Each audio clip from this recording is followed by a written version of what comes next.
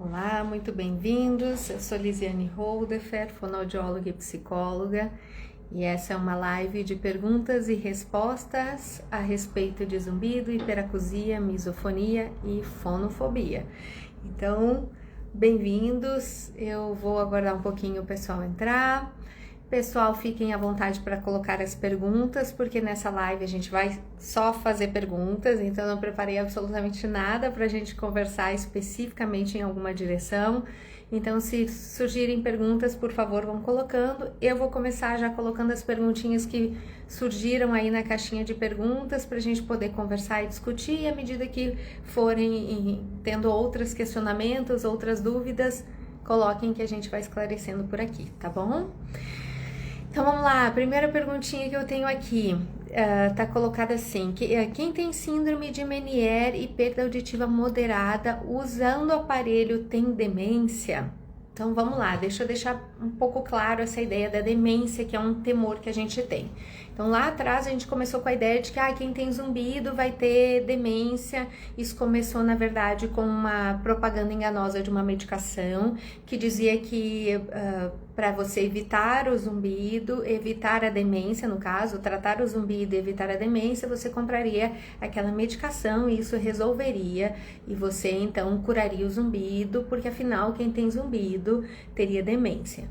Não funciona assim. Então, o que acontece? Que a gente sabe hoje que algumas das causas que predispõem à demência, ao Alzheimer, também são causas de zumbido. Por exemplo, níveis elevados de açúcar no sangue. Então, quem tem uma diabetes descontrolada, quem tem um consumo excessivo de açúcar, pode fazer o que os neurocientistas chamam de caramelização do cérebro, que é o Alzheimer, que é chamado também assim Alzheimer tipo 13, em função desse excesso de açúcar que acaba modificando as sinapses ali neurais, né, caramelizando, como eles falam, essas sinapses, o que acaba gerando esse tipo de alteração, né, demência e Alzheimer, tá? O açúcar, ele é de extrema sensibilidade para o ouvido, então o ouvido tem uma sensibilidade muito grande ao açúcar, então é uma das causas de zumbido também. Quando a gente tem níveis alterados de açúcar, alguns pacientes percebem nitidamente: consumir açúcar, o zumbido aumentou, tá? Isso quer dizer que todo mundo nesse planeta que tem zumbido tem que parar de comer açúcar ou parar de comer doce? Não precisa ser assim, tá? Então isso é para quem tem sensibilidade. Cuidado com essas coisas de cortar absolutamente tudo da dieta de vocês, porque pode estar relacionado ao zumbido. Depois vocês ficam até deprimidos, porque afinal não posso comer nada em função do zumbido, eu não posso fazer nada em função do zumbido, e não necessariamente no teu caso esses alimentos ou essas bebidas têm qualquer relação com o zumbido, e aí a sua vida fica um saco e você parou de consumir em função disso. Então cuidado, tá, pessoal? Mas enfim, voltando lá para essa questão, então o açúcar, por exemplo, pode predispor a zumbido e pode predispor a um transtorno mental, excesso, tá? A mesma coisa relacionada à perda de audição. Então, perda de audição, a gente sabe que pode predispor a aumentar a chance de a gente ter Alzheimer ou ter demência. Então, o fato de eu ter zumbido é sinal de que eu vou ter demência? Não, mas o que causa zumbido, que é a perda de audição, se eu não tratar, aumentam as chances de a gente desenvolver demência, tá? Então, quem tem síndrome de Meniere é normalmente uma tríade, onde a gente tem perda de audição, tontura e tem zumbido, tá? Normalmente essa pessoa tem uma sensação de ouvido tampado, tem crises de tontura muito fortes, né? E aí essa combinação, cada crise que essa pessoa tem muitas vezes afeta a audição, então vai começando a gerar essa perda de audição no paciente que tem Meniere, e aí a gente tem essa combinação que acaba então predispondo aí a gente ter perda de audição, zumbido e tontura. E aí nesse caso a gente pode ter uma perda, que nem essa pessoa que escreveu, que tem uma perda auditiva moderada, tá? O aparelho auditivo, já tem estudos aí que sugerem que o aparelho auditivo ele é capaz de auxiliar, de tratar, impedir, entre aspas, né, vamos usar esse termo, uma deteriorização do cérebro, então o desenvolvimento de demência e Alzheimer. Então, a indicação do aparelho auditivo, ela é certeira, assim, eu acho que hoje quando a gente olha uma perda de audição, a gente não pensa só na privação dessa pessoa de ter contato com os familiares, de conversar com as pessoas, mas a gente pensa num cérebro que está deixando de receber uma estimulação que precisava, então o aparelho auditivo ele é sempre indicado. Eu sugiro fortemente você fazer um teste do aparelho auditivo e pode melhorar a sua audição, pode melhorar a sua relação com o zumbido e pode ainda favorecer, pode e vai estimular o seu cérebro, então favorecer com que você mantenha essas questões aí de deteriorização do cérebro mais afastadas possíveis, tá bom? Então, minha sugestão forte. Segunda pergunta, quando a pessoa está em desespero e não consegue trabalhar ou viver por conta do zumbido. Não é uma pergunta, na verdade, a pessoa colocou isso. Então, a primeira coisa que eu falo é o seguinte, o zumbido não tem por que gerar desespero, apesar de gerar, eu sei que gera, tá? E aqui não tô te dizendo isso diminuindo o teu sentimento, eu entendo isso, mas não teria por que isso acontecer. Tem mais coisa nessa história. Então, o teu emocional, o teu sistema límbico, teu eixo de atenção para perigos está super em alerta. Se você tá nesse desespero, tá sentindo que não consegue viver, eu já pensaria se não tem uma depressão no meio dessa história toda, e aí depressão e zumbido se retroalimentam, então tanto a depressão causa zumbido, quanto o zumbido aumenta a depressão, então a gente entra num bolo onde a gente não sabe mais quem é quem. E para tratar, a gente precisa olhar para ambos. Não adianta eu tratar o seu zumbido sem tratar a sua depressão, porque muito provavelmente você não vai ter um sucesso, um benefício que você poderia ter ou deveria ter, tá? Então, a gente precisa olhar para essas duas áreas. Então, o que eu te sugiro, além de você buscar tratamento para o zumbido, investiga esse teu lado emocional, se tá dessa forma, avalia se não tá num processo depressivo, se tem mais coisa nessa história e trate este lado em conjunto com o tratamento do zumbido, porque aí você vai ter chance de sair dessa situação que você tá. Não precisa ser assim, zumbido não precisa levar você para um estado como você está descrevendo aqui, tá? O zumbido tem tratamento, o zumbido não precisa ser o centro da tua vida, não precisa impedir você de trabalhar, nem de viver, então tem outras coisas ali acontecendo e que precisam ficar muito em alerta e serem tratadas, inclusive para que você tenha melhora do zumbido, tá bom? E aí tem uma pergunta que talvez se relacione, que a pessoa colocou assim, zumbido emocional, gostaria de saber a respeito. Então vamos lá, eu não uso esse termo zumbido emocional, porque parece que o zumbido é de origem emocional. Normalmente o zumbido não tem uma causa só. E eu não poderia dizer para você que o seu zumbido é por causa da depressão, seu zumbido é por causa da ansiedade, tá? Zumbido dificilmente tem uma causa isolada, uma causa única. No caso das emoções, muitas vezes a questão emocional, o nosso sistema límbico, o nosso sistema regulador das emoções, ele é talvez um divisor de águas para esse zumbido incomodar ou não incomodar, ou para ele virar um problema, ou ele deixar de ser um problema. Então, sim, o emocional tem um impacto absurdamente gigantesco em a gente ter um maior ou menor incômodo com o zumbido. Agora, dizer que o zumbido tem a sua causa, a sua origem, ou que o zumbido é emocional, eu não diria isso, tá? Tem múltiplas causas ali acontecendo e o emocional modula ele. Às vezes a gente tá super irritado, o zumbido aumenta, né? A gente tá ansioso, o zumbido aumenta, ficou um pouco mais entristecido, o zumbido aumenta. Então a gente percebe que o emocional tem essa relação. Por quê? Porque existe um sistema que é central. E nossas emoções, elas não estão no coração, elas estão no cérebro. Cada sentimento, cada pensamento que eu tenho gera um sentimento e libera química no meu cérebro. Essa química é liberada não só numa região do cérebro, vou liberar química aqui, né? É assim, a depressão libera química só aqui. Não, não. Ela vai jorrar no meu cérebro e vai jorrar no meu corpo. Tanto é que cada emoção que eu tenho uma reação física, mesmo que eu não perceba. Às vezes essa emoção não modulou o suficiente para eu perceber uma contração muscular, nem nada assim. Mas vamos lá, todo mundo já passou por algum momento, alguma situação estressante, angustiante e tal, e aí chegou no final do dia e já percebeu aquela sensação de, meu Deus, fui atropelado, me dói, nossa, parece que eu tô tenso, tá tudo contraído, porque foi um dia puxado emocionalmente, porque foi um dia desgastante emocionalmente. Então lembrem-se disso, emoções liberam, são químicas, liberam química, são química, e essa química não fica restrita ao cérebro e ela vai para o corpo como um todo. O que isso importa em relação ao zumbido?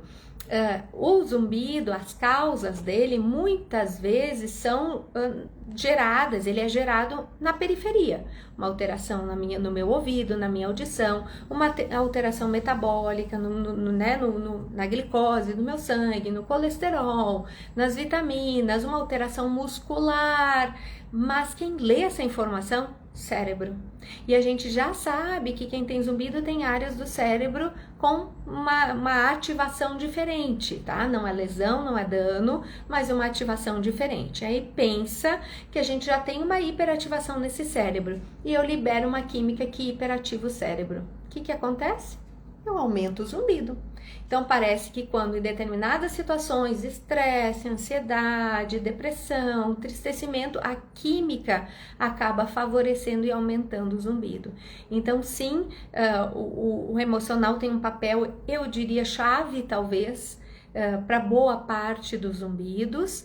E ele faz esse papel porque justamente ele modula o nosso corpo, o nosso cérebro, as nossas funções, o nosso raciocínio, a nossa cognição, o nosso funcionamento, às vezes até muscular e físico, por causa dessa ligação e dessa capacidade de liberação química que as emoções têm e essa resposta, então, do nosso corpo e do nosso cérebro frente a essas liberações, tá? O estresse, eu acho que talvez hoje seja um dos fatores talvez mais visíveis e mais identificáveis. A gente tem um sistema de defesa e a gente já conversou isso em outras lives, né? Um sistema que a gente chama sistema HPA, que é o sistema hipotálamo, hipófise adrenal. E quando a gente ativa esse sistema HPA, que é sob estresse, ele aumenta a vigilância. E quando aumenta a vigilância, ele começa a prestar atenção em todo e qualquer som. Pense que vocês estão numa rua escura de noite sozinhos andando. Automaticamente vocês vão perceber que vocês vão estar atentos a todo e qualquer som. Nossa, parece que quebrou né? Alguém pisou numa folhinha, então quebrou uma folhinha ali, eu já vou perceber aquele som. Se vocês estiverem andando de dia, tiver luz e tiver outras pessoas passando, pode ter certeza que esse barulhinho dessa folhinha que quebrou, vocês não vão estar nem aí. Porque o sistema HPA de vocês, hipófise, hipotálamo, hipófise adrenal, não está ativado, porque você não está em situação de perigo, você não está em situação de hipervigilância. Então, o que acontece em situações de estresse é que esse sistema ativa as vias auditivas, a hipervigilância para a via auditiva, e também acaba aumentando a sensibilidade para os sons, porque eu vou percebendo toda e qualquer coisa, porque a minha atenção está super focada, e aí eu tenho um aumento da sensação do zumbido, eu tenho um aumento da sensação, por exemplo, de uma sensibilidade auditiva, tá? Então, isso pode sim acontecer, tá? Você colocou aqui exatamente desse jeito. Se eu fico triste, ele fica como um apito. Se eu fico ansiosa demais, ele já muda até o som e fica mais alto. Exatamente, a química que você libera acaba modulando essa ativação aí do cérebro e fazendo, inclusive, com que a percepção dele, o som dele mude, tá? A Cris colocou como desativar a hipervigilância. Cris, a gente fez uma live só sobre isso, onde a gente falou dei várias dicas, mas assim, hipervigilância, eu acho que primeiro você tem que identificar o que você pensa a respeito do zumbido, porque pense o seguinte, se você acha que o zumbido é algo perigoso, danoso, que não vai embora, que vai te deixar louca, que nunca mais você vai ter vida, que vai te deixar surdo, que vai te gerar dor de cabeça, que vai te dar Alzheimer, parará, pensa que o teu sistema HPA vai estar sempre ativado para a percepção do zumbido. Então você está sempre em alerta para o zumbido, porque afinal o zumbido é aquela coisa que pode te enlouquecer, te tirar o juízo, te fazer ficar surda, te fazer, enfim. Então, primeira coisa, identifica o que você pensa a respeito do zumbido. E aí começa a trabalhar, isso a gente faz na terapia cognitivo-comportamental, então é uma das estratégias talvez que eu sugiro fortemente para você buscar, se você tem esse perfil de hipervigilância, você começar a questionar esses pensamentos. Isso é real? Zumbido deixa surdo? Deixa eu ir lá procurar material real, tá? Não um material da internet sem apoio científico. Vamos ver o que a ciência fala sobre isso. Vamos começar a trazer as verdades. Por isso que a gente faz live, para tentar minar com as ideias realistas a respeito de zumbido, tá? E aí você já começa a modular a maneira como você pensa a respeito do zumbido. Pode ter certeza que tua hipervigilância já vai começar a cair. Uma outra estratégia interessante, trabalhar com questões de atenção plena, mindfulness, né? Que é a atenção plena, super interessante, né? Trabalhar com essas estratégias que não são só meditação, que são também estratégias no dia a dia, durante o dia, para você trabalhar a tua atenção plena. A gente utiliza isso na terapia cognitivo-comportamental também, porque é uma ferramenta bem interessante em relação a isso, né? Então você precisa trabalhar com esse tipo de pensamento, com essas crenças que a gente cria aí a respeito de zumbido, e aí a partir disso você não tem mais necessidade de ficar vigilante, atento, temeroso, né? E com esse sistema todo ativado em relação a isso, tá? Eu não sei se seu nome é Jennifer, se eu falar bobagem, mas eu acho que é porque eu me lembro de ter conversado, né, nas mensagens, mas aqui pelo WTJ, eu acho que é Jennifer, algo assim, desculpa se eu errei. Tá, uma pergunta dela tá assim: doutora, quando eu tenho sonhos à noite que me deixam agitados, eu acordo com um zumbido, com um apito muito alto. Penso o seguinte, de novo aqui liberamos química.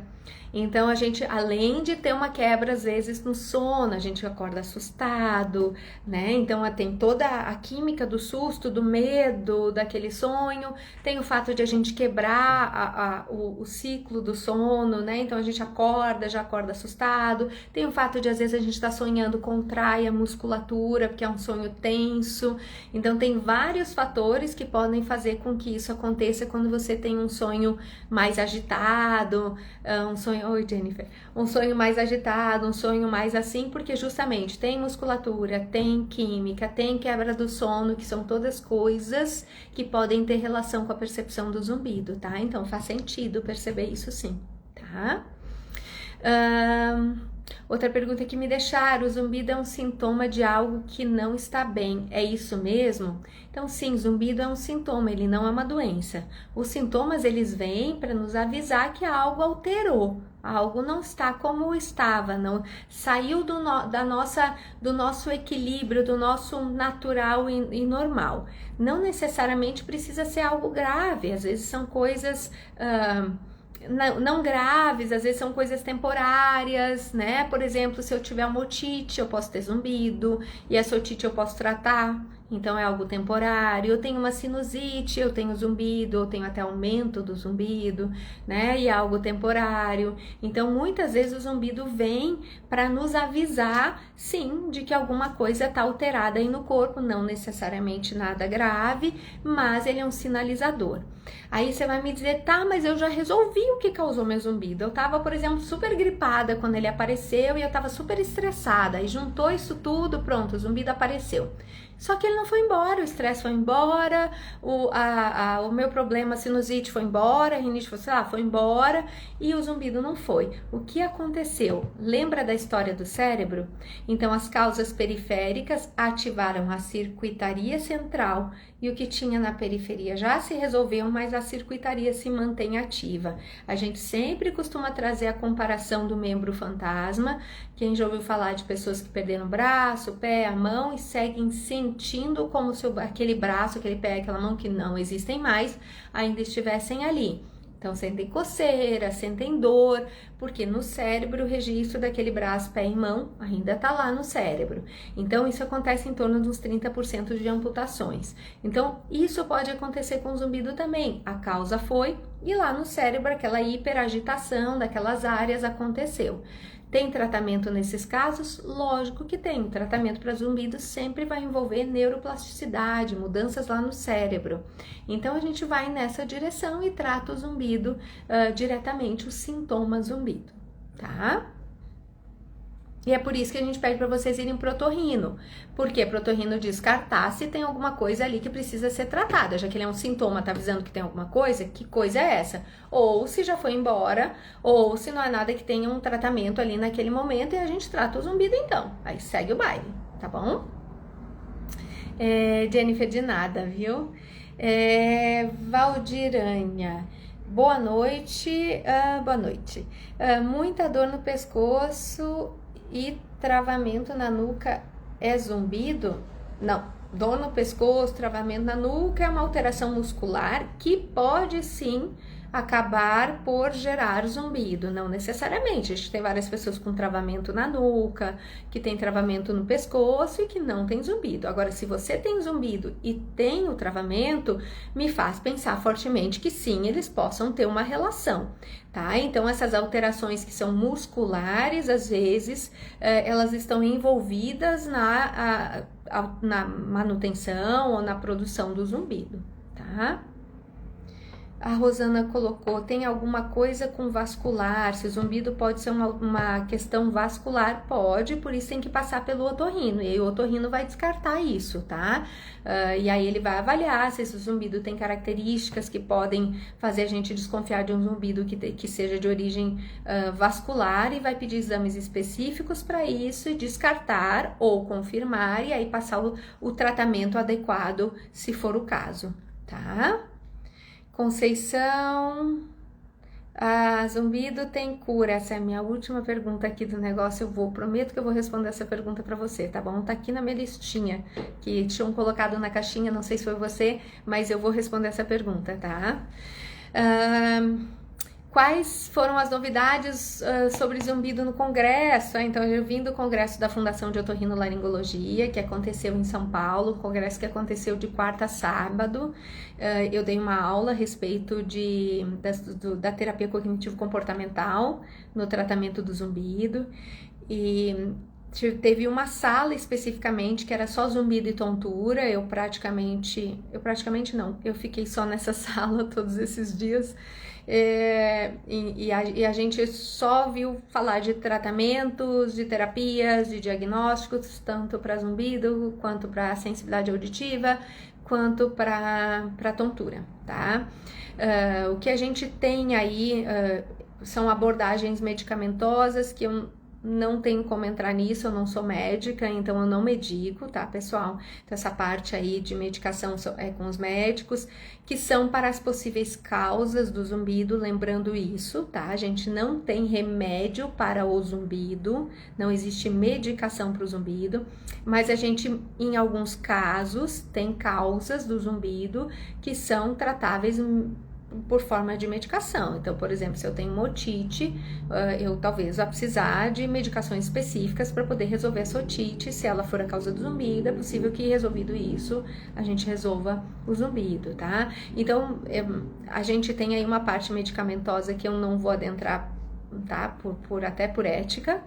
E aí se falou de algumas possibilidades terapêuticas, se falou um pouco sobre a neuromodulação, e os diferentes tipos de neuromodulação, a neuromodulação magnética transcraniana, as neuromodulações por corrente contínua, né, e a neuromodulação transcutânea auricular, né, ou a neuromodulação auricular, e que colocaram lá que, né, são coisas que estão surgindo, pesquisas agora, a gente ainda não tem pesquisas robustas para bater martelo no sentido de encaminhar como o melhor tratamento no momento, a fotobiomodulação, que é o laser, mas que a gente já começa a ganhar um corpo, a gente já tem aí profissionais com experiência nisso, eu mesma uso, até coloquei isso lá no dia da palestra, que eu uso, eu tenho casos muito interessantes, com resultados muito interessantes, e que eu acho que é algo promissor aí para o futuro, tá?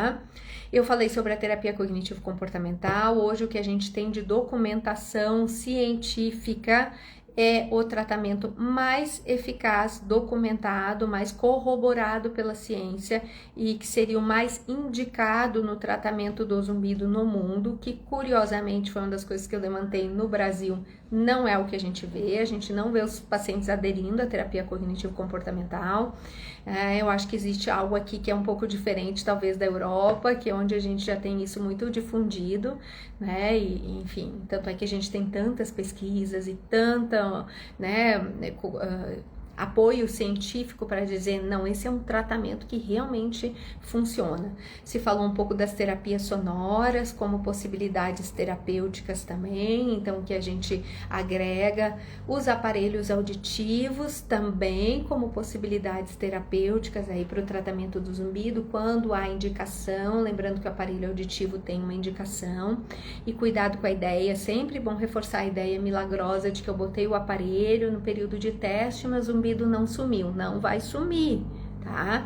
Essa é a exceção, acontece com algumas pessoas que a gente coloca o aparelho, ela já percebe uma diminuição do zumbido, sim, mas essa não é a regra, essa é a exceção. A grandíssima maioria das pessoas vai perceber os benefícios do aparelho para a audição, tendo efeito no zumbido, 3 meses ou mais após o uso do aparelho, tá? E em alguns casos, o aparelho isolado, só colocar o aparelho talvez não resolva o zumbido, pode ajudar na audição, mas não resolver o zumbido? Pode. E aí, nesses casos, a gente vai ter que casar com outras estratégias terapêuticas, tá? Sempre bom lembrar isso, porque senão criam-se fantasias a respeito do aparelho, tá? Que é super útil, super documentado, super necessário, como a gente falou agora mais cedo, né? Em casos, inclusive, para tratar cérebro, para manter esse cérebro ativo, para a gente evitar degenerações aí que podem decorrer de perdas de audição não tratada. Então isso é algo super importante, o aparelho, mas que a gente tenha expectativas adequadas para depois não nos frustrarmos ou não dizermos, o aparelho não funciona. Não é que não funciona, mas é que talvez a expectativa que eu tinha, ele não é capaz de cumprir, tá? Que mais? Eu acho que foi mais nessa direção. Se falou muito, que eu acho que para mim é muito claro, também há muito tempo, a gente fala aqui dos tratamentos combinados, de a gente unir estratégias, já que o zumbido tem múltiplas causas, às vezes a gente vai ter outros, né, unir muitos tratamentos, desculpa que eu lembrei de outra coisa no meio, pessoa distraída. Falou também, obviamente, da questão da manipulação muscular, né, do zumbido somatosensorial. Então a gente teve aulas também falando sobre isso, sobre a necessidade de se abordar o zumbido somatosensorial e como ele é frequente, como é muito comum hoje em dia a gente ver dentro do quadro do zumbido, das causas do zumbido, a questão somatosensorial associada, né, na causa aí, na causação do zumbido, vamos dizer assim, tá? E aí a união das estratégias de tratamento que a gente vai percebendo que para aquele paciente talvez sejam necessárias para poder ter um resultado melhor, tá bom? Ô Cris, muito obrigada.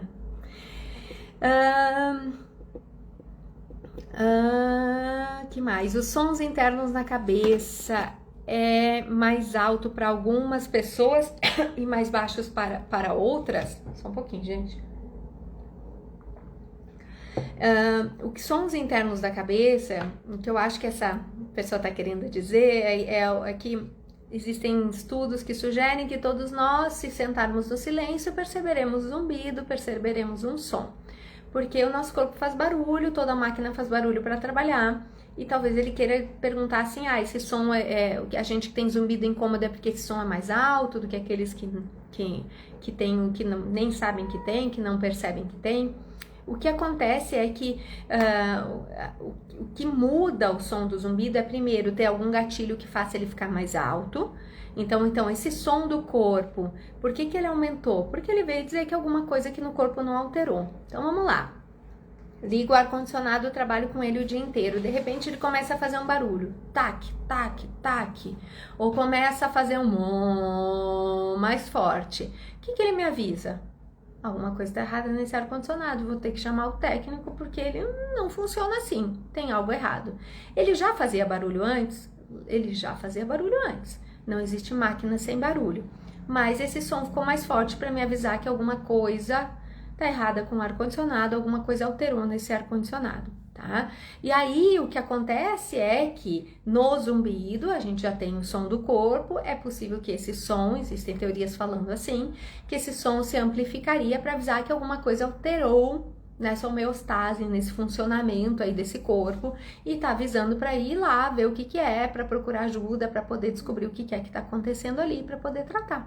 Então seria essa a teoria. Então sim, para algumas pessoas essa percepção é mais forte porque ela tá avisando que algo aí alterou. E aí entra o que a gente falou agora há pouquinho, que talvez o que já causou essa alteração já tenha até se resolvido, mas que a circuitaria lá do cérebro ficou ativada e aí segue mandando esse sinal como se ainda tivesse com as causas aí jogando fogo, né, provocando esse aumento aí super forte e na verdade já não precisa mais. E aí a gente tem que olhar para esse cérebro e tratar esse cérebro, tá? Alguém colocou aqui como funciona a neuromodulação. A gente chama de, eu entendo neuromodulação, e até a pessoa que fez a aula de neuromodulação entende da mesma forma que eu. Qualquer coisa que você faz para modular o funcionamento do seu cérebro pode ser considerado neuromodulação. Por exemplo, terapia cognitivo-comportamental. A terapia cognitivo-comportamental a gente sabe que modula o cérebro, a gente já tem estudos mostrando antes e depois áreas do cérebro modificando as suas funções. Olha que lindo! Então a gente vai lá e verifica que aquela área do cérebro naquela pessoa está super ativada antes do tratamento e aí depois de algumas sessões repete essa imagem e aí observa uma regularização do funcionamento dessas áreas do cérebro. Mas nesse caso de neuromodulação que eu estava falando aqui, não é nem disso, mas qualquer coisa que modular o cérebro a gente pode chamar de neuromodulação, mas é uma neuromodulação por meio de estímulos elétricos ou estímulos luminosos. Então a gente tem a fotobiomodulação, que é o laser, que é aplicado às vezes no canal, às vezes no nariz, às vezes na língua, às vezes na cabeça, no pescoço, na mão, às vezes no intestino. Então a gente tem diversas aplicações, dependendo de cada caso, que é uma luz, né? E essa luz vai modular, ela vai mexer ali, é um processo um pouco mais elaborado para eu explicar assim, mas ela vai mexer ali nas células e vai modular essas células, vai melhorar a circulação do local, vai retirar a inflamação. No caso de musculatura, ajuda na inflamação e na contração aí dessa musculatura, então pode ser um recurso interessante. A gente tem neuromodulação magnética transcraniana, então utiliza uma grande estrutura aqui que vai modular o funcionamento do cérebro, esse estímulo elétrico, esses disparos elétricos daquela região do cérebro. E a mesma coisa com, por exemplo, a neuromodulação por corrente contínua, onde a gente coloca um estímulo elétrico em regiões do cérebro, dependendo do que a gente quer estimular. Ela pode ser usada para diversas coisas. Ela é, por exemplo, a TDCS, a neuromodulação por corrente contínua, ela já tem confirmação máxima, né, como uma indicação já corroborada pela ciência para depressão, com resultados extremamente interessantes. Eu tenho aqui no consultório também respostas muito interessantes para esse lado emocional. Então, assim, ela dá um up bem bacana, tá? Todas as neuromodulações, quando a gente fala em modular o cérebro, elas precisam de repetição, tá? Então, por isso não adianta você ir uma vez e achar que vai resolver, 2, 3 vezes e achar que vai resolver. Precisa de repetição, de continuidade, de uma maior frequência, tá? Então, por exemplo, se a gente for utilizar a fotobiomodulação, a TDCS, por exemplo, a gente precisa que esse paciente venha no mínimo 2 vezes por semana no consultório, tá? O ideal até seria que fosse mais, para a gente ter uma resposta bacana. Então, é uma estratégia de tratamento que está ganhando corpo, que eu acredito que venha muita pesquisa científica nesse sentido e que, enfim, né, pode ser uma estratégia interessante aí para muitos pacientes, tá? Valdirene, gostaria de fazer esse tratamento com você para eu melhorar o zumbido. Entre em contato aqui no consultório, tá? A gente tem ali, ó, o telefone fica aqui no Instagram mesmo, é só entrar em contato que aí a Lu já vê, a Lu, minha secretária, já vê aí com você como fazer, tá bom? Do estresse eu já falei, e aí eu vou então para a última pergunta que me colocaram agora aqui de novo. Quem tiver pergunta aí vai colocando então, que senão eu vou me despedir aqui com essa pergunta. A pergunta é: zumbido tem cura? Sim, zumbido tem cura, tá? O que a gente entende por cura? Remissão, eu não escuto mais nada. Sim, o zumbido pode sumir, desaparecer e eu não perceber mais nada. Eu tenho caso no consultório? Sim, eu tenho caso no consultório. É a maioria? Não é a maioria. É uma promessa que eu faço para quando o paciente chega aqui, eu olho para ele, vejo o caso dele e digo, eu vou te prometer que você vai curar, nunca mais você vai ouvir nada? Não. Eu nunca com nenhum paciente na minha vida, eu fiz essa promessa porque eu não posso fazer, porque eu não sei quem vai entrar em remissão, quem vai conseguir a cura e quem não. Infelizmente, não tem uma estratégia única para todos os zumbidos e é por isso que quando vocês vêm aqui, eu não digo faz isso, faz aquilo. Eu não posso dizer porque para cada pessoa o tratamento pode ser diferente, dependendo do que está causando, do que está envolvido, de como isso está acontecendo. A própria terapia, digamos, entro em terapia cognitivo-comportamental, faço isso na primeira sessão, faço aquilo, posso ter até modelos, mas cada paciente tem uma forma de pensar, uma forma de experimentar. Até me perguntaram, tem um número X de sessões. Até existe essa estrutura, mas na prática, quando a gente vai ver, eu não consigo garantir. Em 8 sessões você vai estar ótima. Eu não sei, tem coisas que acontecem no meio e tem estruturas que eu não conheço naquela pessoa e que eu não tenho chance de conhecer, a não ser à medida que a gente vai trabalhando. Então, isso funciona para absolutamente... terapia para terapia cognitivo-comportamental, para neuromodulação, para terapia sonora, para terapia manual, quando a gente põe a mão. Então, eu não tenho como garantir se esse paciente vai ter cura ou não. É possível curar zumbido? É possível curar zumbido. A gente tem casos de cura de zumbido? Tem documentados, eu tenho no consultório, eu acredito que, graças a Deus, acho que todo mundo que trabalha com zumbido tem casos de cura. Agora, isso não pode ser uma promessa. Eu, inclusive, digo para vocês que se em algum momento vocês lerem alguma coisa aí na internet que diga faça isso e você vai curar o seu zumbido, saia porque é falcatrua.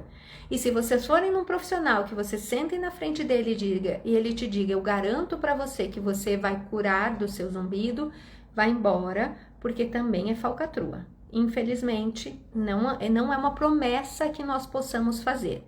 A gente pode tratar esse zumbido, sim, sempre, tá? Então, independente da causa, eu não encontrei a causa, eu sempre digo que dá pra gente descobrir, tem coisa aí que dá pra gente suspeitar. Mas, eu não tenho mais uma causa para tratar, trato o zumbido, trato por via de terapia cognitivo-comportamental, neuromodulação, enfim, eu tenho outras estratégias onde eu vou direto tratar a plasticidade neural.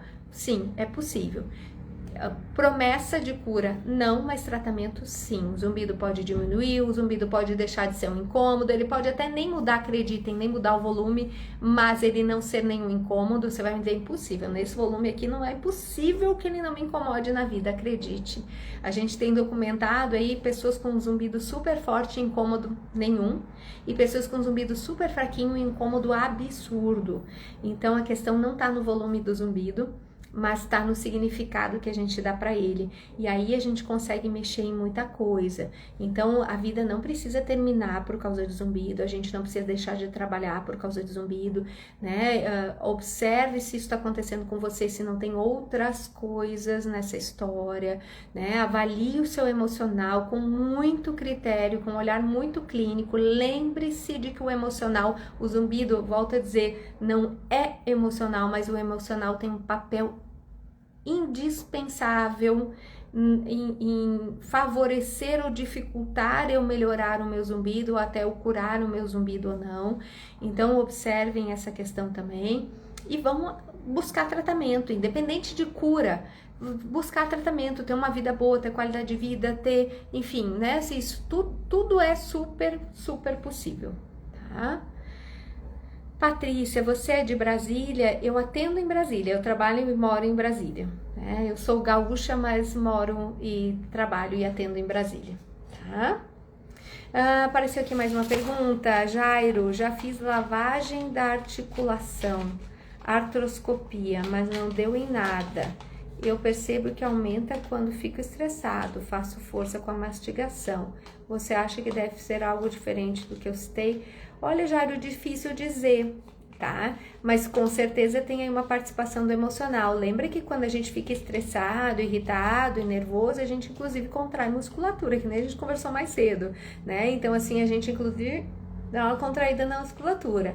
Então, talvez, se você já tentou por esta via muscular, eu não sei se você tentou tudo, eu realmente, né, não sei se teria o caso, eu não sei qual é o seu caso, seria o caso de fazer uma intervenção, uma terapia manual, uma fotobio nessa musculatura, mas que com certeza você precisa ficar atento à questão da ansiedade ou do estresse, é algo para você ficar atento. E eu não tô aqui fantasiando de que a gente não vai ter estresse na vida. Ah, gente, adoraria, tá? Eu adoraria dizer para vocês que a gente tem aqui uma fórmula que acaba com o estresse. Não, nós vamos ter estresse, tá? A gente vai ter ansiedade sim, a gente vai ter tristeza, a gente vai ter perda, a gente vai ter. A vida é feita de sentimentos bons e ruins e a gente não tem como fugir dele. A grande questão não é o fato de a gente ter essas experiências, é como eu lido com elas. Então, isso pode fazer com que isso cresça muito ou com que isso não cresça tanto.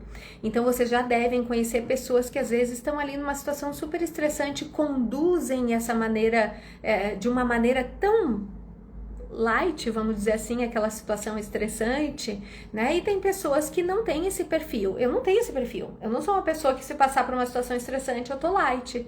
Ah, mas você tem conhecimento, você tem tudo. Sim, eu tenho que usar do meu conhecimento para lidar com as situações estressantes. E melhorou muito a minha vida, eu já lido com isso de uma maneira muito melhor do que eu lidava antes, porque graças a Deus, com o conhecimento e a prática, a gente vai desenvolvendo estratégias de lidar com as situações de uma maneira muito melhor. E é essa a ideia, você não vai mudar de personalidade, se transformar em outra pessoa, infelizmente a gente não tem como tirar o estresse da sua vida, mas é algo para você ficar atento, porque essa musculatura aqui apanha em situações de essa aqui, né, enfim, em situações de estresse e de ansiedade. Então, avalia se já fez tudo para a questão muscular, se era isso mesmo, não tem mais nada para fazer, e verifique essa questão relacionada à maneira como lida com o estresse e com a ansiedade, que talvez possa ajudar, tá? Deu certo, Jairo? Enfim. Fernanda, qual a relação da alimentação com gatilho para crises de zumbido? Olha, alimentação, a gente vai ter sensibilidades em relação à alimentação. Não tem nenhum alimento que causa zumbido. Ah, isso aqui causa zumbido. Não tem isso, tá, gente? Também não tem do café, o café gera zumbido. Não é essa a relação, tá? Então, senão todo mundo que toma café teria zumbido, todo mundo que come chocolate teria zumbido, enfim, não funciona assim. O que entra aqui? Sensibilidade individual e alergias, tá? Então vamos lá, eu tenho uma sensibilidade à cafeína, ao café, então para mim talvez um café vá disparar, eu posso tomar 50 e não vai disparar, mas vai gerar ansiedade, não recomendo, tá? Tomar excesso de café por causa da ansiedade gera agitação e aí entra por outra via, vai contrair musculatura, vai ativar esse cérebro aqui, então não é ideal. Mas tomar um café, 2 cafés, problema nenhum, a não ser que eu tenha uma sensibilidade. O glúten pode colaborar para o zumbido ou causar zumbido? Pode em quem tem sensibilidade. Em quem não tem sensibilidade, ele pode cortar o glúten, ficar meses sem glúten e não vai mudar nada no zumbido. Leite também pode ter essa relação para quem tem uma questão mais alérgica ali ou mais sensível ao leite. Para quem não tem essa relação, tá? Bebida alcoólica também tem isso, a gente percebe pessoas que, nossa, eu percebo que quando eu bebo uma tacinha daquilo ali dá, daquele outro não dá, e tem pessoas que podem beber o que quiserem e na quantidade que quiserem, que não vão ter modificação do zumbido. Eu sempre acho que quando a bebida é excessiva, o rebote do outro dia tende a trazer zumbido para quase todas as pessoas que eu conheço. Tá? Então, eu não indicaria beba loucamente, tá? Tudo na vida com moderação, gente. Do café ao doce, enfim.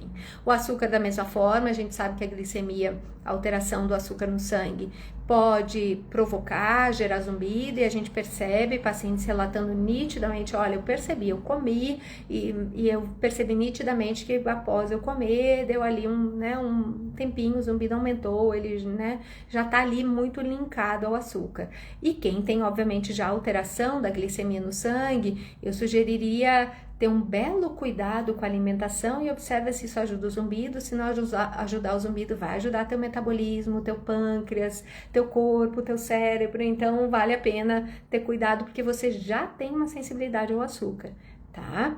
Mas assim, não tem nada que seja o vilão. Comi isso, dá zumbido, eu bebi isso, dá zumbido, tá, gente? Então, cuidado para não eliminarem todas as alegrias da vida de vocês. Aí o zumbido já é um foco de tristeza, vai ser ainda mais culpado por mais coisa, porque ele tirou todas as alegrias da sua vida. E aí, no final, a gente tá no sal, porque aí o zumbido virou um problemaço maior do que ele deveria. Enfim, tá? Então, testem. Se você tem dúvida, testa. Fica um mês sem. Vou fazer um mês sem isso. Deixa limpar bem o seu corpo e observa se fez alguma diferença. Não fez? Recoloca devagarinho, sem excessos para nada. E observa como é que você fica. Tá bom? Pessoal, então vamos embora. Muito obrigada por todos vocês que estiveram aqui comigo hoje. Quem estiver assistindo essa live depois, espero que esclareça aí algumas dúvidas. Qualquer questão eu fico à disposição. Daqui a 2 semanas a gente se encontra novamente. Um beijo grande e até breve.